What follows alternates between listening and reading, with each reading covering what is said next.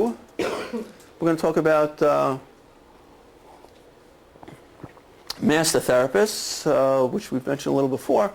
I'm going to give you an example of a paradox. You know, if people aren't familiar, well, what's he talking about? I haven't given you an example yet. We're going to talk a little about the research behind it. Okay, so in terms of master therapists, you may have heard of a few of these people. Alfred Adler, Haley Fitzperls, Virginia Satir, Minuchin. All these therapists would use paradox and found it helpful, very helpful in their treatment. Okay? So let's give an example of paradox, and let's use the concept of anxiety. All right? Now, if a client comes to you and they have anxiety, right, habitual anxiety, there's various approaches that we might use in trying to get the client to shift, to change. We might try to use a behavioral approach. Okay, you know, like if you don't get anxious, I'll give you a cookie. You know, you'll get a reward if you don't do the anxiety. And you know, if you keep getting anxious, there's punishments. You got to keep that in mind. All right. So we might talk about behavioral interventions. In the field, I think, you know, right now it's more CBT oriented, so you might try to use a cognitive intervention with the client. You know, well, you got to think differently. You know, when that anxiety comes up, just think differently. You know, just focus on relaxing. Just, you know, think happy thoughts. Okay, if you think happy thoughts, then the anxiety will go away. You might take the psychodynamic approach. Well, you know, you were traumatized as a child. It's kind of playing out right now when you know, as you're getting older. So now you have a better understanding of where it comes from. And the hope is that now that you have a better understanding of where your emotions are coming from, you can let go of the anxiety. What's interesting about most of those is that as a therapist, you might find that you're working hard. You are working hard to get your client to buy pretty much what you're offering, and you know, and you kind of like coaching. Come on, you can do it. You know, you're gonna like you become the coach, right? In paradoxical interventions, what I do is I will basically say to the client, listen, you know, you're feeling anxious, right?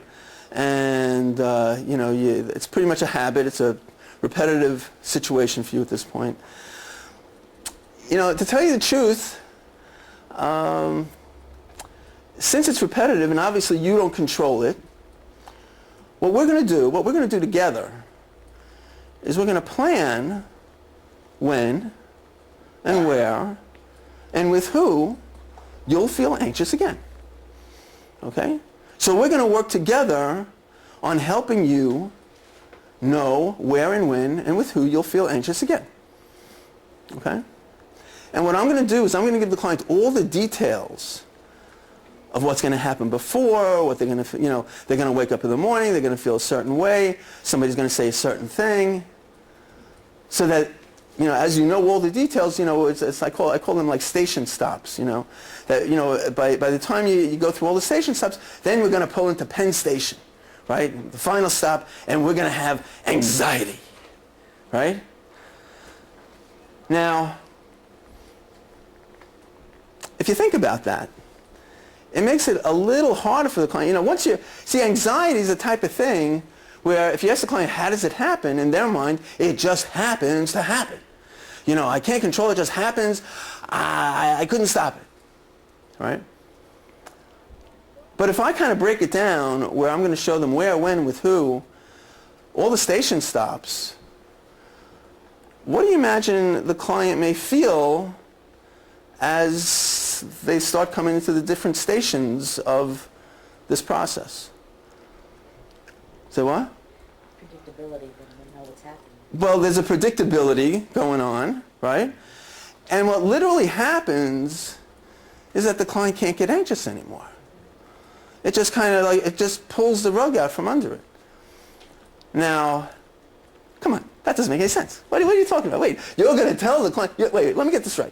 You're telling me to tell my client to get anxious, all right? And when you tell them to get anxious, then they're not going to get anxious. Is that what you're telling me? Yeah, that's what I'm telling Okay? Now, your mind is probably going, no, wait, that doesn't know. Okay? But if you think about it, right, when the client goes into that, when they know the predictability of what they're doing, there's something going on there that it makes it a lot harder for the client to experience the anxiety. Okay? What are people thinking right now? Give me a little feedback here. Yeah? Kleiner Hale used to prescribe fighting couples a time to fight. Right, right. Fight during this time. Right, exactly. We're going to talk about some techniques. And he would predict, if they were always fighting, I'm going to predict that you should fight. Go home and fight. Right? And very often the couple would come back and say, well, have the fighting go. Well, we didn't fight this week. What do you mean you didn't fight this week? That was the prescription, to fight. Right?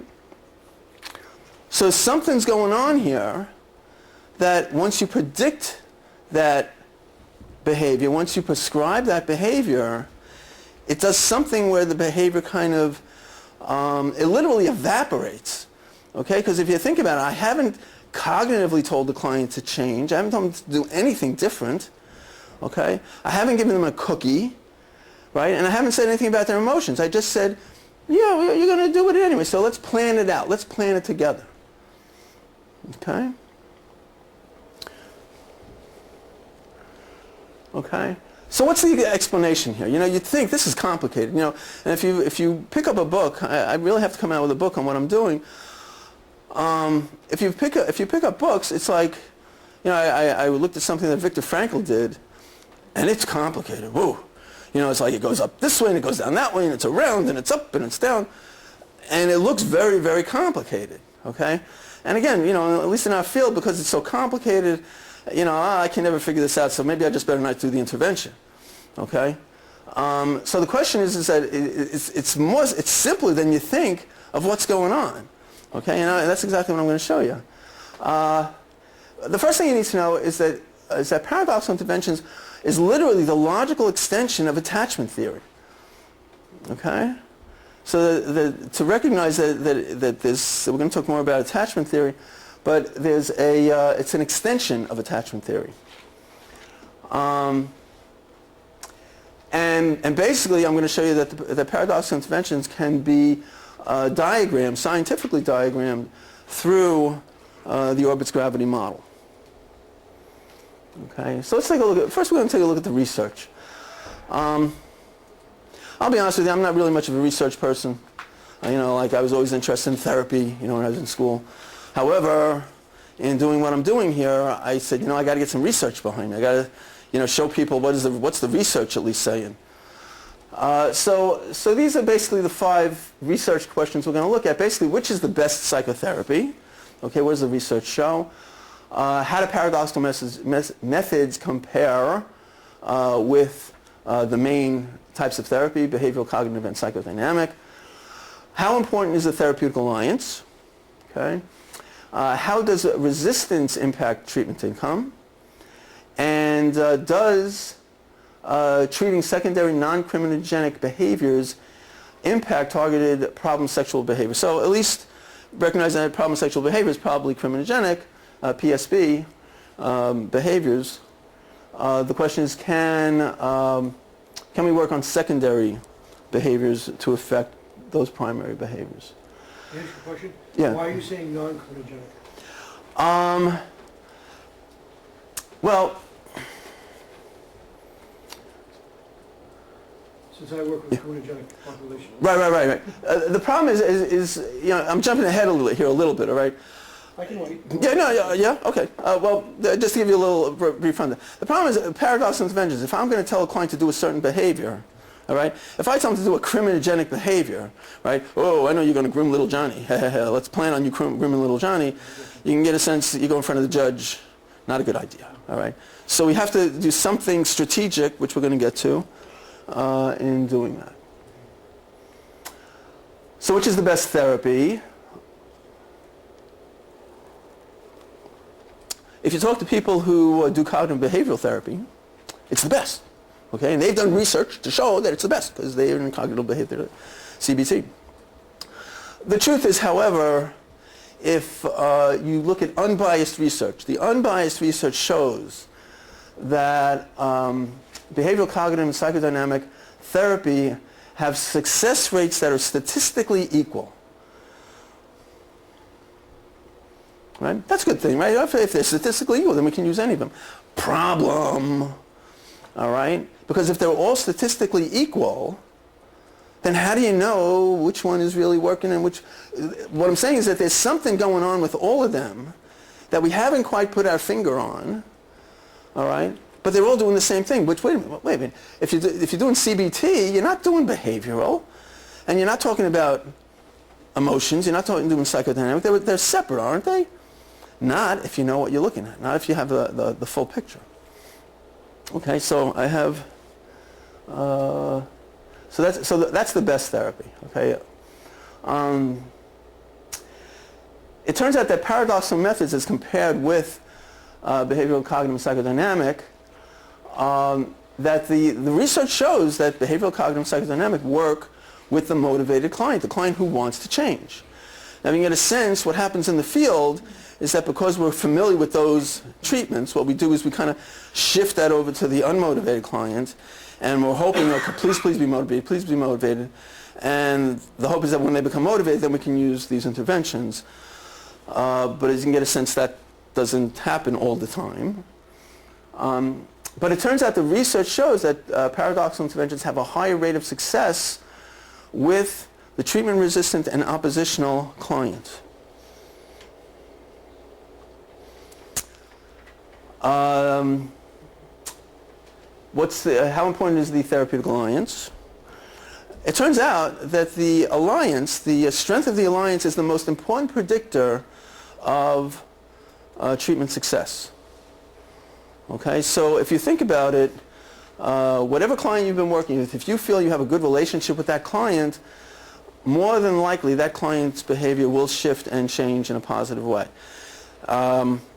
If you have a poor relationship with your client, if there's resistance, if there's a tension between you and that client, very often there's a negative relationship that is not a good prognostic sign for change in the therapy. Okay? And in terms of treating secondary criminogenic behaviors, as I mentioned before, the answer is that when you treat anger, depression, and self-esteem, other more relevant behaviors, there is a measurable reduction in deviant and criminogenic fantasies. Okay.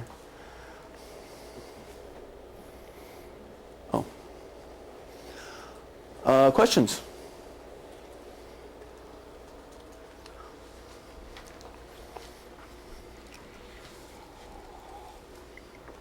Okay, this is just a run-of-the-mill training seminar. You know, I've been to a million like these, right? All right. No questions? Everybody's good? All right, so far so good. Okay. All right, we're up to the next.